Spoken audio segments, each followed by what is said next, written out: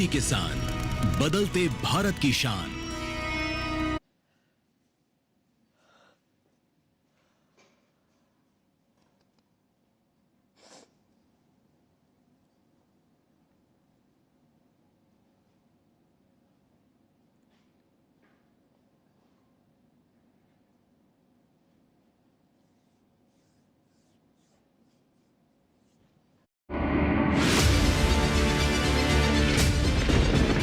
बारिश हो या हो तूफान, ओलावृष्टि या तापमान, या हो पर्यटक स्थलों,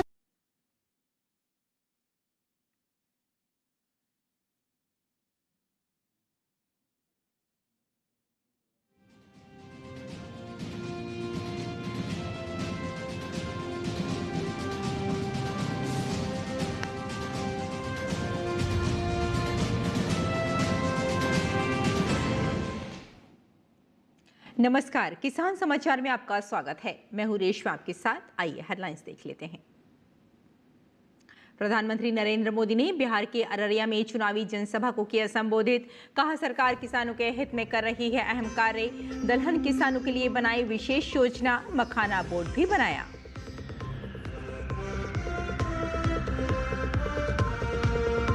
केंद्रीय वाणिज्य एवं उद्योग मंत्री पीयूष गोयल ने न्यूजीलैंड के दौरे के दौरान ऑकलैंड में भारत न्यूजीलैंड व्यापार मंच को किया संबोधित। कहा, भारत अपने मुक्त व्यापार समझौते में डेयरी, किसानों और एमएसएमई जैसे संवेदनशील क्षेत्रों के हितों की हमेशा करता है रक्षा। किसानों के लिए बड़ी राहत की खबर। ओडिशा सरकार ने 2025-26 खरीफ मार्केटिंग सीजन के लिए धान की खरीद कीमत में 69 रुपए प्रति क्विंटल की बढ़ोतरी की घोषणा की। सामान्य ग्रेड धान का न्यूनतम समर्थन मूल्य 3,169 रुपए और ग्रेड ए धान का मूल्य 3,189 रुपए प्रति क्विंटल तय किया गया। महाराष्ट्र के नासिक जिले में प्याज की खेती एक बार फिर पटरी पर। सितंबर की तेज बारिश से फसल खराब होने के बावजूद किसान अब देर से बोई जाने वाली खरीफ प्याज की कर रहे हैं बुआई। आवक कम होने से थोक बाजारों में बढ़े दाम।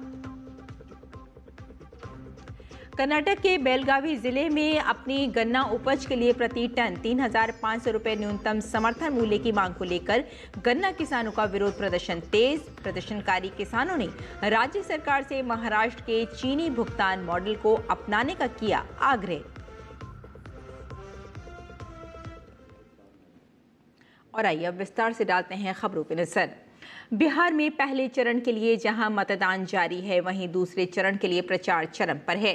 इसी के तहत प्रधानमंत्री नरेंद्र मोदी ने आज अररिया में चुनावी जनसभा को संबोधित किया। उन्होंने इस दौरान कहा कि हमने दलहन किसानों के लिए योजना बनाई है, मखाना बोर्ड बनाया है, 400 करोड़ रुपए जूट किसानों को दिए। सरकार किसानों के हित में अहम कार्य कर रही है।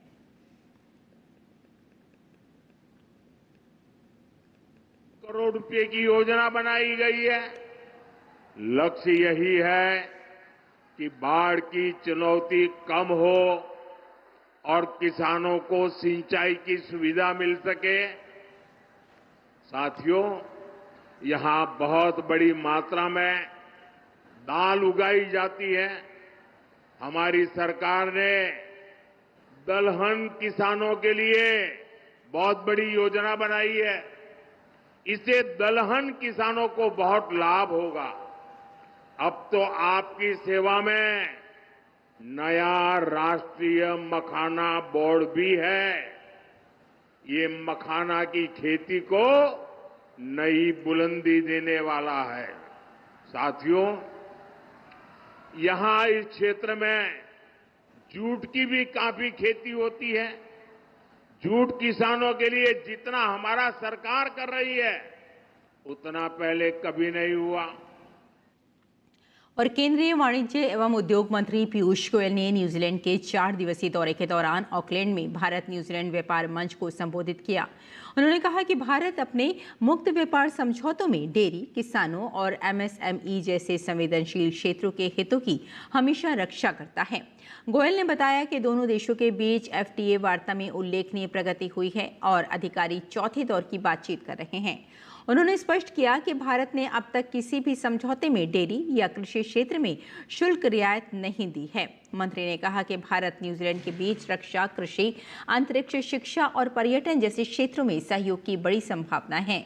उन्होंने कृषि प्रौद्योगिकी और डेयरी मशीनरी जैसे क्षेत्रों में सहयोग बढ़ाने के अवसरों का भी जिक्र किया। पीयूष गोयल ने कहा कि प्रधानमंत्री नरेंद्र मोदी के दृष्टिकोण के तहत दोनों देशों के बीच निष्पक्ष और संतुलित एफटीए से नए अवसर खुलेंगे और दोनों देशों के लोगों को लाभ मिलेगा। किसानों के लिए एक बड़ी राहत की खबर है। ओडिशा सरकार ने 2025-26 खरीफ मार्केटिंग सीजन के लिए धान की खरीद कीमत में 69 रुपये प्रति क्विंटल की बढ़ोतरी की घोषणा की है। अब सामान्य ग्रेड कॉमन धान का न्यूनतम समर्थन मूल्य एमएसपी 3,169 रुपये प्रति क्विंटल और ग्रेड ए धान का मूल्य 3,189 रुपये प्रति क्विंटल तय किया गया है, जो पिछले साल के 3,100 रुपये से अधिक है। खाद्य आपूर्ति और उपभोक्ता कल्याण विभाग द्वारा जारी अधिसूचना के अनुसार ये नई दर मौजूदा खरीफ सीजन के दौरान खरीदे जाने वाले सभी धान पर लागू होगी। ये संशोधन केंद्र सरकार द्वारा तय 2,369 रुपये प्रति क्विंटल के राष्ट्रीय एमएसपी के आधार पर किया गया है, जिसमें राज्य सरकार ने स्थानीय किसानों को सहायता देने के लिए 800 रुपये प्रति क्विंटल की अतिरिक्त सब्सिडी जोड़ी है।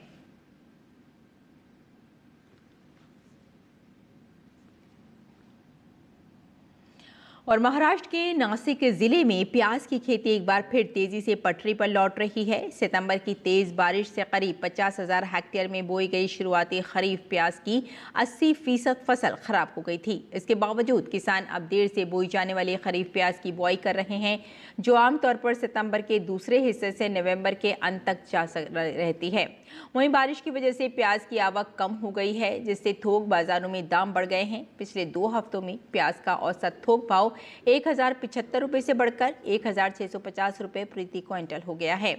मंगलवार को देश के सबसे बड़े प्याज बाजार लासलगांव एपीएमसी में प्याज का औसत थोक भाव 1,680 रुपये प्रति क्विंटल दर्ज किया गया। उस दिन न्यूनतम कीमत 600 रुपये और अधिकतम 2,200 रुपये प्रति क्विंटल रही, जबकि करीब 11,000 क्विंटल प्याज की नीलामी हुई।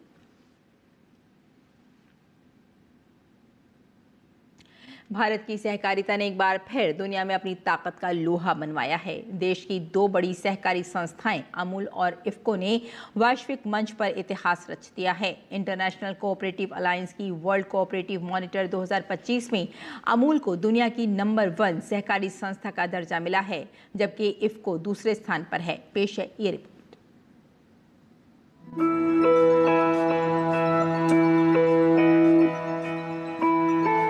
देश की 2 बड़ी सहकारी संस्थाओं अमूल और इफ्को ने भारत का नाम फिर रोशन किया है। दोनों ही संस्थाएं विश्व की शीर्ष 10 सहकारी संस्थाओं में शामिल हो गई हैं, जिनमें अमूल को पहला और इफ्को को दूसरा स्थान मिला है। अमूल ब्रांड के तहत डेयरी उत्पादों का विपणन करने वाले Gujarat cooperative milk marketing federation limited GCMMF को प्रति व्यक्ति सकल घरेलू उत्पाद प्रदर्शन के आधार पर दुनिया की पहले नंबर की सहकारी संस्था का दर्जा दिया गया है। ये ranking international cooperative alliance world cooperative monitor 2025 ने जारी की है। GCMMF का गठन 1973 में उस समय हुआ जब गुजरात के 6 जिलों खेड़ा, मेहसाणा, साबरकांठा, बनासकांठा, वडोदरा और सूरत के दुग्ध उत्पादकों को बाजार में अपने उत्पाद बेचने में दिक्कतों का सामना करना पड़ रहा था।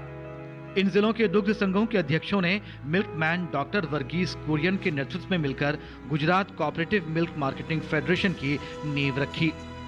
इस संस्था का उद्देश्य था किसानों के उत्पाद के लिए एक सशक्त वितरण और विपणन नेटवर्क तैयार करना। आज GCMMF के नेटवर्क में गुजरात के 18 जिला दुग्ध संघ शामिल हैं और इसका कारोबार 90,000 करोड़ रुपए से भी अधिक का हो चुका है। ये संस्था आज 36 लाख से अधिक डेयरी किसानों से जुड़ी है, जिससे ये दुनिया की सबसे बड़ी डेयरी कोऑपरेटिव संस्था बन चुकी है। अमूल के प्रबंध निदेशक जयंत मेहता का कहना है कि अमूल की सफलता का रहस्य इसके उपभोक्ताओं की विविधता और ग्रामीण संपर्क में छिपा है। उनके अनुसार अमूल के कुल उपभोक्ताओं में 38% छोटे शहरों और गांव से हैं। वहीं इफ्को यानी इंडियन फार्मर्स फर्टिलाइजर कोऑपरेटिव लिमिटेड मुख्य रूप से उर्वरकों के उत्पादन और विपणन से जुड़ी सहकारी संस्था है। ये भारत में 5 प्रमुख इकाइयों का संचालन करती है। इफ्को यूरिया, डीएपी जैसे पारंपरिक उर्वरकों के साथ साथ नैनो यूरिया और नैनो डीएपी जैसे नए उत्पादों का भी उत्पादन करती है। केंद्रीय गृह और सहकारिता मंत्री अमित शाह ने अमूल और इफ्को को विश्व की शीर्ष 10 सहकारी संस्थाओं में शामिल होने पर बधाई दी। सोशल मीडिया के प्लेटफॉर्म एक्स पर अपने संदेश में उन्होंने लिखा, ये भारत के लिए गर्व का पल है। विश्व के शीर्ष 10 सहकारी संस्थाओं में पहले 2 में स्थान प्राप्त करने पर अमूल और इफ्को को हार्दिक बधाई। यह अमूल से जुड़ी लाखों महिलाओं की अथक मेहनत और इफ्को के किसानों के योगदान का सम्मान है। ये इस बात का भी प्रमाण है कि सहकारिता की अपार संभावनाओं को प्रधानमंत्री नरेंद्र मोदी जी के नेतृत्व में आत्मनिर्भरता और सशक्तिकरण के वैश्विक मॉडल में बदला जा रहा है। अमूल और इफ्को का ये वैश्विक सम्मान न केवल भारत की सहकारी ताकत का प्रमाण है, बल्कि ये दिखाता है कि किसानों के लिए और किसानों के हित में शुरू की गई पहल कैसे अंतर्राष्ट्रीय स्तर पर मॉडल बन सकती है। इन सहकारी संस्थाओं ने यह सिद्ध कर दिया है कि ग्राम स्तर की आर्थिक भागीदारी और पारदर्शी मॉडल से न केवल किसानों की आमदनी बढ़ाई जा सकती है, बल्कि भारत जैसे कृषि प्रधान देश को विश्व मानचित्र पर अग्रणी स्थान पर लाया जा सकता है। शमीम अख्तर, किसान समाचार। और बिहार सरकार के पशुपालन निदेशालय ने पशुपालकों की आमदनी बढ़ाने के लिए कुछ खास दिशा निर्देश जारी किए हैं, जिन्हें अपनाकर किसान स्वच्छ दूध तैयार कर सकते हैं और अपनी आमदनी में बढ़ोतरी कर सकते हैं। दूध दुहाई की शुरुआत में हर थन की पहली धार को जमीन पर गिरा देना चाहिए। ये धार थन की नली में जमी गंदगी और बैक्टीरिया को बाहर निकालती है। अगर इसे सीधे दूध के बर्तन में डाल दिया जाए तो सारा दूध दूषित हो सकता है। दूध दोहने से पहले और बाद में थनों की सफाई करनी चाहिए। पहले साफ पानी से धोएं, फिर हल्के जीवाणुनाशक घोल से पोंछें। इसके बाद किसी सूखे कपड़े से थनों को साफ करें। इसी तरह दूध रखने वाले बर्तन भी पूरी तरह स्टेनलेस स्टील के और साफ सुथरे होने चाहिए। गंदे बर्तन से दूध में खराबी आ सकती है। इसके अलावा और भी ऐसे कई उपाय हैं जिसको अपनाने से पशुपालकों की आमदनी बढ़ सकती है। सरकार का कहना है कि इन दिशा निर्देशों का पालन करने से न केवल दूध की गुणवत्ता सुधरेगी, बल्कि बाजार में स्वच्छ दूध की मांग भी बढ़ेगी। बिहार के भागलपुर जिले के नौगछिया अनुमंडल स्थित बिहपुर प्रखंड के अमरपुर गांव निवासी संजय चौधरी पूरे देश में हनी मैन के नाम से प्रसिद्ध हैं। कभी महज 50,000 रुपए के लोन से मधुमक्खी पालन शुरू करने वाले संजय चौधरी आज सालाना करीब 6 करोड़ रुपए की कमाई कर रहे हैं और लगभग 30 लोगों को रोजगार दे रहे हैं। संजय चौधरी ने बताया कि उन्हें शहद उत्पादन की प्रेरणा बिहार सरकार के कार्यक्रम कृषि वैज्ञानिक आपके दौर से मिली। उसी समय उन्होंने किसान क्रेडिट कार्ड केसीसी के तहत 50,000 रुपए का लोन लिया और 50 बॉक्स खरीदकर लीची के बागान में रखे। कुछ ही समय में शहद उत्पादन से अच्छी आमदनी दिखी तो उन्होंने इस क्षेत्र में पूरी तरह उतरने का निर्णय लिया। उन्होंने बताया कि कृषि वैज्ञानिक रामाशीष सिंह उनके मार्गदर्शक बने और उन्होंने उन्हें ये मंत्र दिया, नौकरी लेने वाला नहीं, नौकरी देने वाला बनो। इसके बाद संजय चौधरी ने बिहार कृषि विश्वविद्यालय के तत्कालीन कुलपति से तकनीकी प्रशिक्षण और आर्थिक सहयोग प्राप्त किया। सफलता के बाद संजय चौधरी को बिहार के 38 जिलों के कृषि विज्ञान केंद्रों में बतौर मधुमक्खी पालन प्रशिक्षक ट्रेनर बुलाया गया। 2008 में जब नीतीश सरकार ने कृषि रोड मैप शुरू किया, तब उन्हें प्रगतिशील किसान के रूप में चयनित किया गया। और तमिलनाडु के तिरुचि जिले के तिरुवेरुम्बुर ब्लॉक में करीब 500 एकड़ में खड़ी सांभा धान की फसल अचानक मुरझाने लगी। प्रारंभिक जांच से सिंचाई जल के प्रदूषण को संभावित कारण माना जा रहा है। तमिलनाडु प्रदूषण नियंत्रण बोर्ड ने जांच शुरू की है, जबकि किसान संगठन तत्काल राहत की मांग कर रहे हैं। कृषि अधिकारियों के अनुसार प्रभावित खेतों में पत्तियों का पीला पड़ना, जड़ों का सड़ना और पौधों का झुकना रासायनिक प्रदूषण की ओर संकेत करते हैं। कृषि विज्ञान केंद्र की टीम ने पझंगनकुड़ी गांव के खेतों से मिट्टी और पानी के नमूने लेकर जांच के लिए भेजे। विशेषज्ञों का कहना है कि रिपोर्ट आने के बाद ही कारणों की पुष्टि होगी और किसानों को आवश्यक उपाय सुझाए जाएंगे।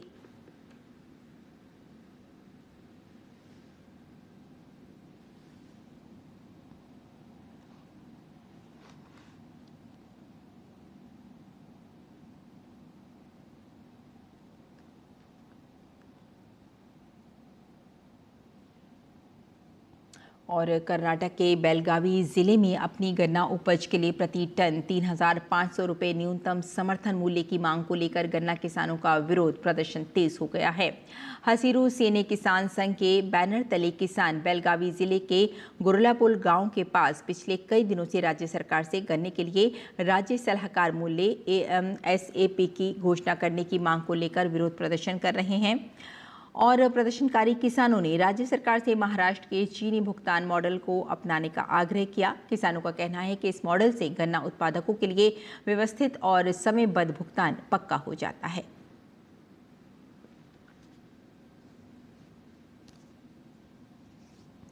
गन्ना किसानों के लिए राहत भरी खबर है। उत्तर प्रदेश की 21 चीनी मिलों ने गन्ना पेराई का काम शुरू कर दिया है।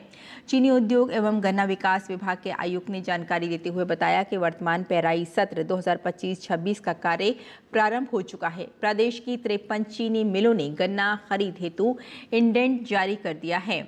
वहीं 21 चीनी मिलों में पेराई कार्य प्रारंभ हो चुका है, जिनमें सहकारी क्षेत्र की 1 एवं निजी क्षेत्र की 20 चीनी मिलें शामिल हैं।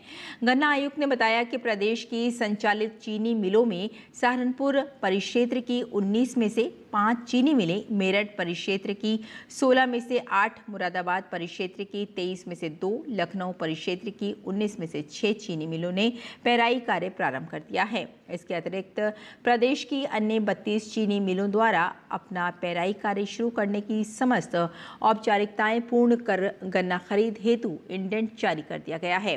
इन चीनी मिलों का संचालन भी अगले कुछ दिनों में शुरू हो जाएगा। शेष 69 चीनी मिलें भी शीघ्र ही संचालित हो जाएंगी।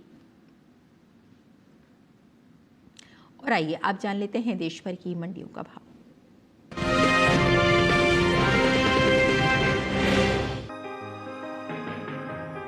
गेहूं की आवक इन दिनों ज्यादातर कृषि उपज मंडियों में सामान्य बनी हुई है।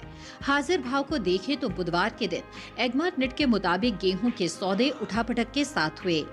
4 नवंबर को गुजरात की जेतपुर मंडी में गेहूं का भाव था 2,600 रुपए। 5 नवंबर को इसके सौदे बिना किसी बदलाव के 2,600 रुपए पर हुए। राजस्थान की बस्सी मंडी में इस दौरान गेहूं के सौदे तेजी के साथ हुए। यहां 4 नवंबर को गेहूं का भाव था 2,475 रुपए। 5 नवंबर को इसके सौदों में 15 रुपए की तेजी आई और भाव हो गया 2,490 रुपए। उत्तर प्रदेश की अलीगंज मंडी में बीते 2 दिनों के दौरान धारा गेहूं के भाव स्थिर रहे। यहां 4 और 5 नवंबर को गेहूं 2,455 रुपए पर बिका। उत्तर प्रदेश की दूसरी मंडियों में गेहूं के भाव की बात करें तो जहानाबाद मंडी में गेहूं का भाव रहा 2,502 रुपए। मेघलगंज मंडी में भाव रहा 2,425 रुपए, जबकि राज्य की ही अतरौली मंडी में इस दौरान गेहूं के सौदे 2,450 रुपए पर हुए। कृषि एवं किसान कल्याण मंत्रालय ने साल 2024-25 के लिए प्रमुख कृषि फसलों के तीसरे अग्रिम अनुमान को जारी किया है, जिसके मुताबिक साल 2024-25 के दौरान रबी गेहूं की उपज 1,175 लाख 7,000 टन होने का अनुमान है। वहीं अगर इसकी तुलना बीते साल से करें तो साल 2023-24 के दौरान रबी गेहूं की पैदावार 1,132 लाख 92,000 टन थी। घरेलू स्तर पर गेहूं की पैदावार अच्छी होने की वजह से देश में गेहूं की उपलब्धता पर्याप्त मात्रा में है। बता दें कि केंद्र सरकार ने कुछ समय पहले ही गेहूं की MSP में बढ़ोतरी की है। सरकार के इस फैसले से किसानों को उनकी फसलों का उचित दाम मिलेगा, साथ ही किसानों की आय में भी वृद्धि होगी। साल 2024-25 के दौरान गेहूं की MSP 2,300 रुपए प्रति क्विंटल थी, जिसे साल 2025-26 के दौरान 150 रुपए प्रति क्विंटल बढ़ाकर 2,450 रुपए प्रति क्विंटल कर दिया गया है।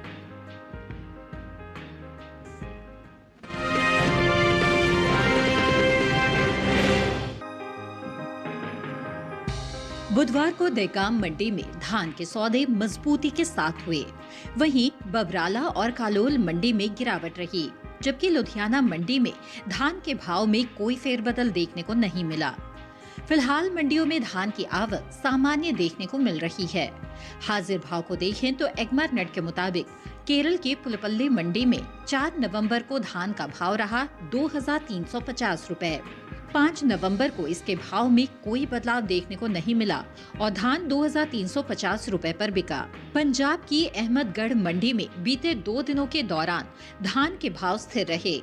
यहां 4 और 5 नवंबर को धान 2389 रुपए पर बिका, जबकि राजस्थान की सूरतगढ़ मंडी में इस दौरान धान के सौदों में नरमी के साथ कारोबार हुआ। यहां 4 नवंबर को धान 2605 रुपए पर बिका। 5 नवंबर को इसके सौदे 5 रुपए गिरकर 2600 रुपए पर हुए। उत्तर प्रदेश की बबराला मंडी में धान के भाव को देखें तो यहां बीते मंगलवार धान का भाव रहा 2395 रुपए। बुधवार के दिन इसके सौदों में 5 रुपए की हल्की तेजी आई और भाव 2400 रुपए हो गया। देश से होने वाले बासमती और गैर बासमती चावल का कुल निर्यात 1 करोड़ 62 लाख टन के पार पहुंच गया है। एपीडा की ओर से जारी ताज़ा आंकड़ों के अनुसार साल 2024 में भारत ने कुल 52,42,048 मीट्रिक टन बासमती चावल का निर्यात किया है। इस निर्यात का मूल्य अमेरिकी डॉलर में $5,837 मिलियन आंका गया है। भारत से बासमती चावल का आयात करने वाले प्रमुख देशों में सऊदी अरब, ईरान, इराक, अमेरिका और यमन गणराज्य शामिल हैं। वहीं गैर बासमती चावल के निर्यात की बात करें तो साल 2024 के दौरान भारत ने गैर बासमती चावल का निर्यात 1 करोड़ 11 लाख 16 हजार मीट्रिक टन से ज्यादा का किया है, जिसकी अमेरिकी डॉलर में कीमत $4,470 मिलियन है।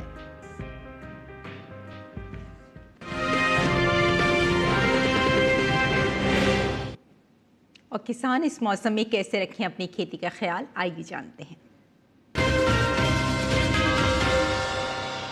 नमस्कार, आप देख रहे हैं डीडी किसान। मैं हूं एआई कृष और आज हम भारत के विभिन्न राज्यों में होने वाली खेती किसानी से संबंधित सलाहों के बारे में पूरी जानकारी देंगे। उत्तराखंड के भाबर और तराई इलाके में मसूर, मटर और चने की बुवाई का काम करें। यहां गेहूं, जौ, राई और सरसों की बुवाई करते रहें। उत्तराखंड के किसान गाजर, मूली, मेथी, पालक, धनिया और गांठ गोभी भी बो सकते हैं। यहाँ आलू की रोपाई भी की जा सकती है। उत्तराखंड के पहाड़ी क्षेत्र में गेहूं की बुवाई जारी रखें। पहाड़ी इलाकों के किसान मसूर और पत्तों वाली सब्जियों की बुवाई भी कर सकते हैं। पंजाब में पहाड़ी इलाकों को छोड़कर बाकी सिंचित हिस्सों में समय पर बोए जाने वाले गेहूं की बुवाई करें। यहाँ के किसान फसलों में निरंतर अंतराल से सिंचाई करते रहें। पंजाब के पश्चिमी क्षेत्र में कपास की चुनाई पूरी करें। यहाँ के किसान धान की कटाई समय पर पूरी कर लें। पंजाब में प्याज और टमाटर की नर्सरी की बुवाई जारी रखें। पंजाब के पश्चिमी और ऊबड़ खाबड़ मैदानी हिस्सों में गोभी, गाजर, सरसों, मेथी और मूली की बुवाई करें। उप पहाड़ी ऊबड़ खाबड़ क्षेत्र में राई और सरसों की बुवाई करें। हरियाणा की बात करें तो यहाँ के पूर्वी हिस्सों में धान की कटाई का काम करें। गेहूं की बुवाई के लिए ये समय उचित है। हरियाणा में पहले से बोई गई मटर, सरसों और आलू की फसल में हल्की सिंचाई करें। दिल्ली के आसपास के इलाकों में गेहूं की बुवाई के लिए खेत तैयार करें। यहाँ के किसान सरसों, मटर और गाजर की बुवाई जारी रखें। इस बात का ध्यान रखें कि बुवाई के समय मिट्टी में पर्याप्त नमी हो। बीज अंकुरण के लिए मिट्टी में सही नमी होना जरूरी है। इसी तरह कृषि और किसानों से जुड़ी हर महत्वपूर्ण जानकारी के लिए हमारे साथ जुड़े रहिए और देखते रहिए डीडी किसान। धन्यवाद।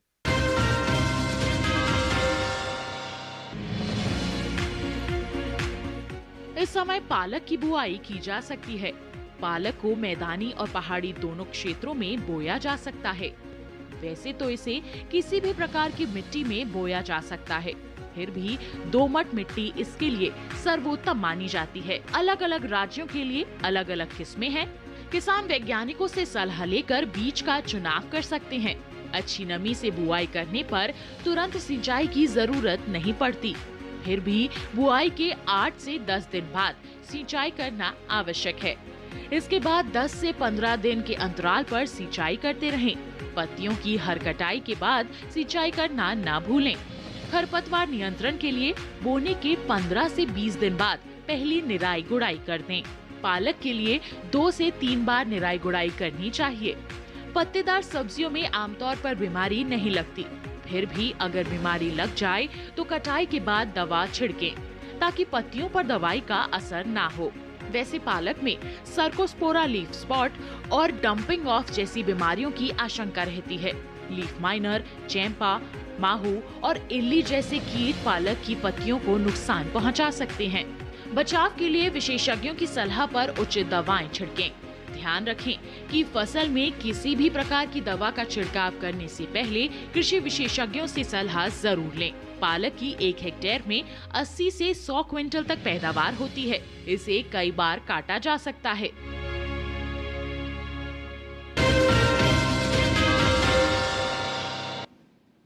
खेती किसानी के साथ साथ आइए नजर डाल लेते हैं कुछ और महत्वपूर्ण खबरों पर। खास खबर में बिहार विधानसभा चुनाव के लिए पहले चरण का मतदान जारी है। चुनाव आयोग के आंकड़ों के मुताबिक सुबह 11 बजे तक पूरे बिहार में 27.65% वोटर टर्नआउट हो चुका है। पहले चरण में कुल 1314 उम्मीदवार चुनावी मैदान में हैं। पहले चरण के मतदान के लिए राज्य में 45,000 से ज्यादा पोलिंग बूथ बनाए गए हैं। मतदान प्रक्रिया की निगरानी के लिए एक अत्याधुनिक नियंत्रण केंद्र स्थापित किया गया है। सभी 45,341 मतदान केंद्रों पर वेबकास्टिंग की जा रही है।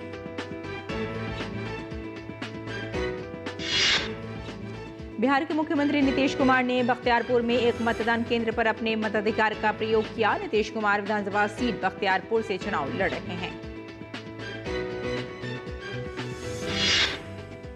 वीआईपी प्रमुख और महागठबंधन के उप मुख्यमंत्री उम्मीदवार मुकेश सहनी ने कहा, बस यही संदेश है कि सब लोग अपने घरों से निकलें और अपने वोट का इस्तेमाल करें। अपने वोट का इस्तेमाल एक बेहतर बिहार, एक बेहतर सरकार बनाने के लिए करें। दिल्ली सरकार के मंत्री मनजिंदर सिंह सिरसा ने कहा, मुझे पूरा विश्वास है कि नीतीश कुमार और प्रधानमंत्री मोदी के नेतृत्व में फिर से एनडीए की सरकार बनेगी। पश्चिम बंगाल के मुर्शिदाबाद जिले में पुलिस ने 71 बम और 7 किलोग्राम विस्फोटक बरामद किए। मामला दर्ज कर जांच जारी है। केंद्रीय कानून मंत्री अर्जुन राम मेघवाल ने कहा कि वैकल्पिक विवाद समाधान अब भारत में न्याय प्रणाली का महत्वपूर्ण हिस्सा बन चुका है। सुप्रीम कोर्ट के मुख्य न्यायाधीश BR गवई, मुख्यमंत्री देवेंद्र फडणवीस, अजीत पवार और एकनाथ शिंदे ने बांद्रा उच्च न्यायालय परिसर की आधारशिला रखी। तो किसान समाचार में फिलहाल इतना ही। अनुमति दें। नमस्कार।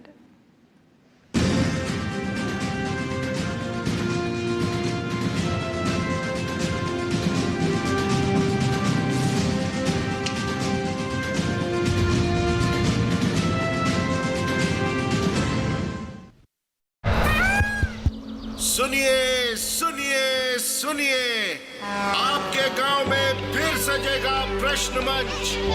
आपके गांव में फिर सजेगा प्रश्न मंच।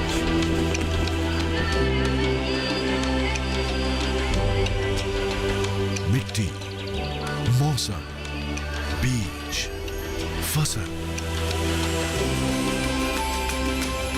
किसान को मिलेगी यहाँ हर सरकारी स्कीम की जानकारी। जो करके आएगा पूरी तैयारी, प्रश्न का उत्तर देकर बनेगा इनामधारी। मंच है तैयार, प्रश्न है तैयार, और आप? मैं भी हूँ तैयार। मैं हूँ तैयार। हाँ, मैं भी हूँ तैयार। मैं भी तैयार हूँ। किसान प्रश्न मंच में आपका स्वागत। किसान प्रश्न मंच सीजन 2 हर रविवार रात 8:30 बजे DD किसान पर।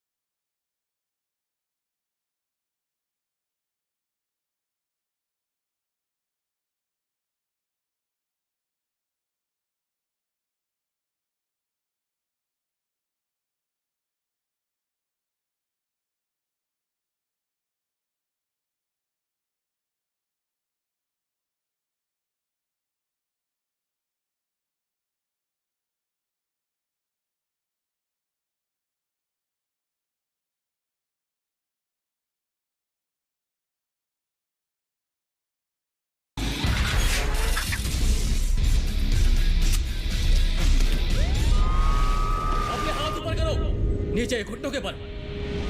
यहाँ कब हुए? मैंने तुम्हें बहुत याद किया विल। तुम्हें फिर से मिलकर अच्छा लगा राइली।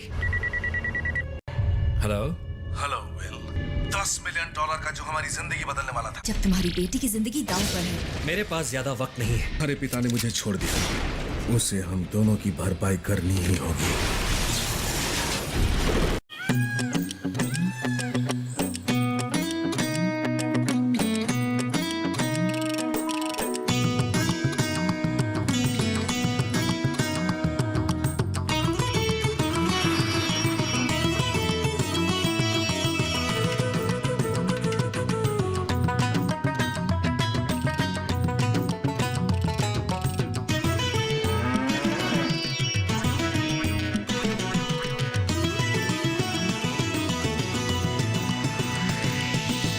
डीडी किसान, बदलते भारत की शान।